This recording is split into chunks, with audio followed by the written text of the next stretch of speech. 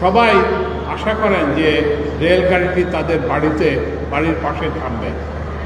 আবার তারা এটাও চান যে তারা দ্রুততম সময় গন্তব্যে পৌঁছবে। তো এটা সম্ভব না। আপনি যতই স্টপেজের সংখ্যা বাড়াবেন ততই আপনার যাতায়াতের সময় বাড়বে।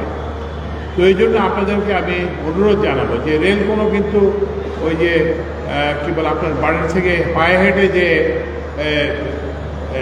রেলে ওঠার এটা না। পৃথিবীর সর্বত্রই কিন্তু আপনি অন্য একটা যানবাহন যে আপনি রেল স্টেশনে যাবেন, এটা একটা সেকেন্ডারি ট্রান্সপোর্টেশন।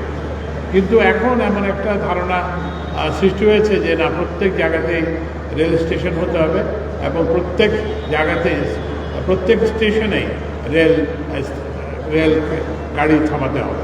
এটা একটা এটা একটা খুব ভালো লক্ষণ নয়।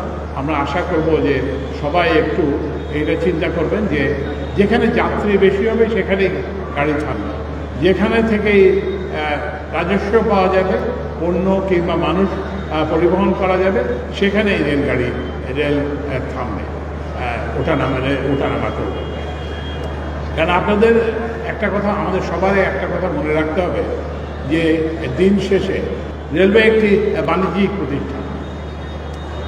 রেলকে তার আয় দিয়ে তার ব্যয় নির্বাহ করতে হবে।